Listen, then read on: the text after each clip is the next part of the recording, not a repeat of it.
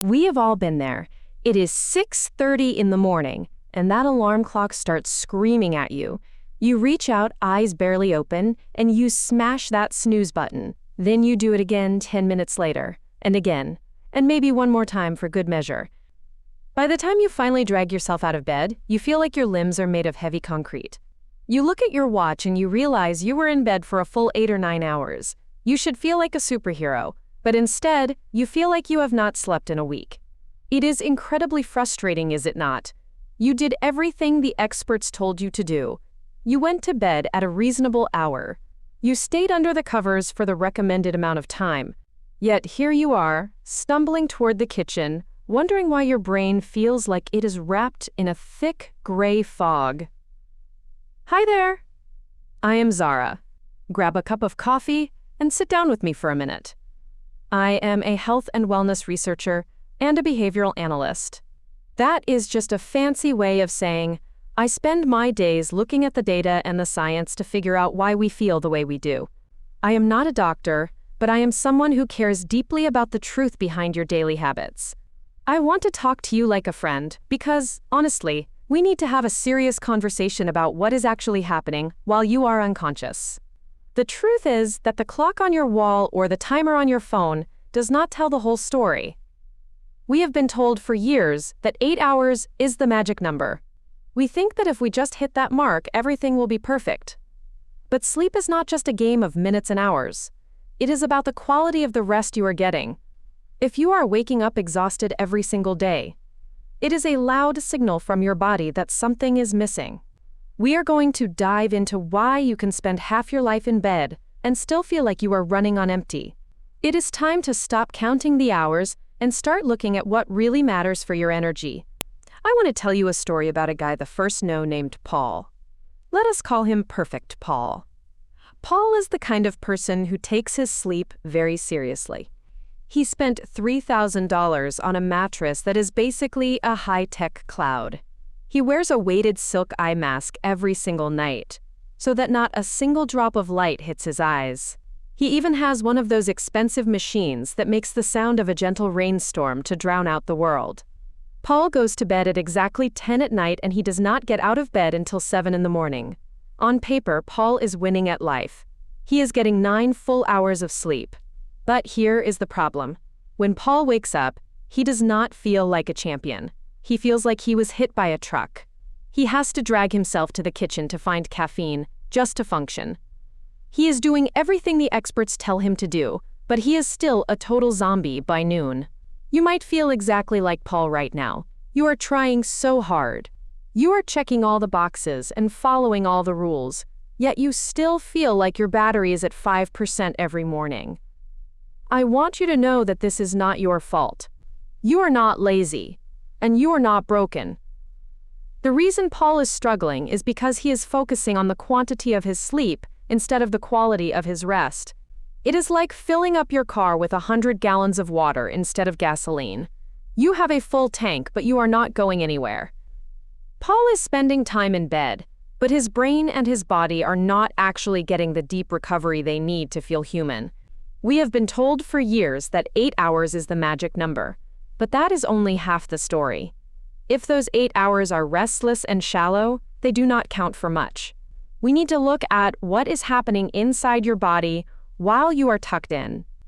If your internal systems are still revving like an engine while you are trying to sleep, you will never wake up feeling refreshed. Think about it this way. You have probably been told since you were a child that 8 hours is the magic number. You set your alarm, you crawl into bed, and you stare at the ceiling doing the math in your head. You think to yourself that if you do not fall asleep in the next 10 minutes, you will only get 6 hours and 45 minutes. Then you start to panic. That panic is exactly what is ruining your rest. We have turned sleep into a math problem, but your body does not work like a calculator. Staying in bed for 8 hours is not the same thing as actually sleeping for 8 hours. Imagine you have a car. If you leave that car idling in your driveway for 8 hours, you have used up a lot of gasoline, but you have not actually traveled anywhere. You have just worn out the engine without making any progress. That is what happens when you spend all night tossing and turning. You are using energy to try to rest, which sounds ridiculous because it is. The truth is that the quality of your sleep matters much more than the quantity. I would rather see you get 6 hours of deep, uninterrupted rest than 9 hours of shallow, broken sleep. When you focus only on the clock, you are ignoring how you actually feel. You are basically telling your brain that the number on your phone is more important than the signals your body is sending you. This obsession with the 8-hour myth creates a cycle of stress. You worry about not getting enough sleep, which keeps your brain alert and active. That alertness prevents you from falling into the deeper stages of rest, where your body actually repairs itself. You wake up feeling like you have been hit by a truck, even though you were technically in bed for the right amount of time. We need to stop counting the minutes and start looking at how well we are actually drifting off. It is time to stop being a slave to the clock and start listening to what your system actually needs to shut down properly. If you want to actually feel human tomorrow, we have to change the way you think about your time in the dark. Think about your computer or your phone for a second. You know that little message that pops up saying the system needs to update?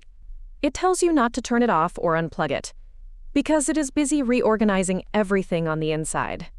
It is cleaning out old files, fixing glitches, and making sure everything is ready for you to use it again tomorrow. Your body is doing the exact same thing when you close your eyes at night. It is not just lying there doing nothing. It is running a massive, complicated cleanup crew through every corner of your mind and your physical self. Now imagine what happens if you keep pulling the power cord right in the middle of that update. If you keep waking up every hour or cutting your rest short, it is like you are constantly crashing the system. The computer tries to start the process, it gets about 20% of the way through, and then suddenly the screen goes black because you decided to check your phone or because you are tossing and turning. When you finally turn it back on, the computer is confused. It has to start all over again from the beginning. It cannot just pick up where it left off, because those internal files are now messy and incomplete. This is why you feel like a total wreck even if you think you spent enough time in bed. You might have been under the covers for 8 hours, but if you kept unplugging the machine, the update never actually finished. You are trying to start your day with a system that is full of errors and half-finished repairs. You feel slow, your brain feels foggy, and you are cranky because your internal software is basically broken. You would never treat your expensive laptop this way, so why are you doing it to the only body you will ever have? You have to let the cycle finish. You have to give yourself enough uninterrupted time to let the cleanup crew do their job from start to finish. If you keep pulling the plug, you are never going to run at full speed. You cannot expect a high-performance life if you are constantly interrupting the very process that keeps you functional. So if you want that cleanup crew to actually get to work, you have to turn your bedroom into a sanctuary that signals it is time to shut down. The first thing we are changing is the light. I want you to look around your room tonight.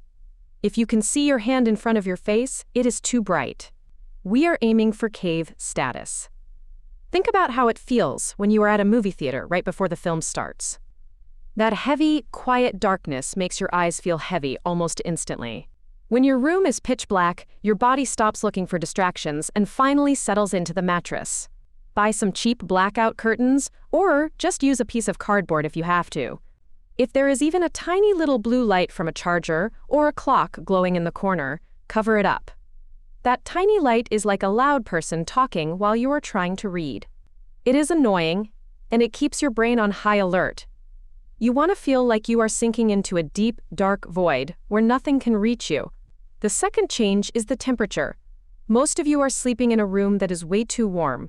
You know that feeling when you are under the covers and you start to feel sticky and restless? You keep flipping the pillow over to find the cool side. That is your body telling you it is struggling to power down. You want your room to feel crisp. It should be just a little bit chilly when you walk in. Think about that satisfying feeling of pulling a heavy, soft blanket up to your chin when the air in the room is cool. That contrast is what makes you feel cozy and safe. When the room is cool, your body does not have to work so hard to stay comfortable. It can just let go. It is like the difference between trying to sleep in a stuffy car versus sleeping in a cool, quiet cabin in the woods. These two things take almost zero effort to fix, but they change everything about how you feel when you wake up. You are not a lizard. You do not need a heat lamp and a bright light to survive the night.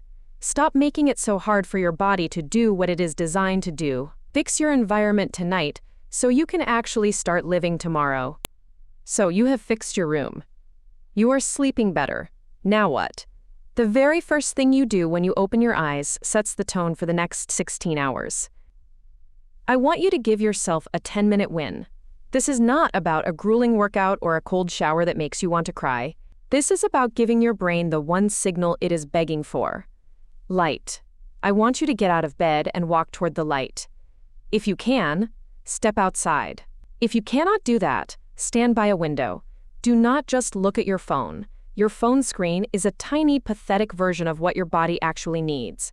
You need the real stuff. When that natural light hits your eyes, it sends a massive wake-up call to your brain. It tells your internal clock, which is basically the tiny computer in your head that tracks the time of day, that the day has officially started. It is like flipping a master switch that turns on your energy and starts the countdown for when you will feel sleepy tonight. While you are standing there or walking around the block, move your body just a little bit. You do not need to run a marathon. Just stretch your arms, or take a slow walk to the corner and back. Think of your body like a car on a cold morning. You need to let the oil circulate before you floor it down the highway. Movement combined with light tells your systems that the hunt is on. It tells your brain that you are safe, you are awake, and you are ready to handle whatever comes your way. I know what you are thinking. You are thinking that you do not have 10 minutes. But let us be honest with each other. You usually spend those 10 minutes scrolling through news or social media while you are still under the covers. That is not waking up. That is just stressing yourself out before you have even put on your socks. Give those 10 minutes back to yourself. This is a gift you give to your future self, who wants to feel focused at noon and sleepy at 10. It is simple, it is free, and it is the most powerful thing you can do to own your day. Now, I want to be completely honest with you. You are not going to wake up tomorrow and suddenly have a perfect morning routine. You are probably going to hit the snooze button once or twice. You might forget to look at the sun and instead look at your phone, because that is what you have done for years. That is okay. This is not about being perfect from the very first day. It is about finding a rhythm that actually works for your real life. Think of it like learning to ride a bike or playing an instrument.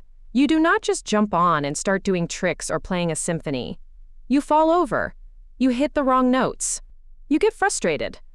But then you get back up and try again, because you know how good it feels once you finally start moving in the right direction.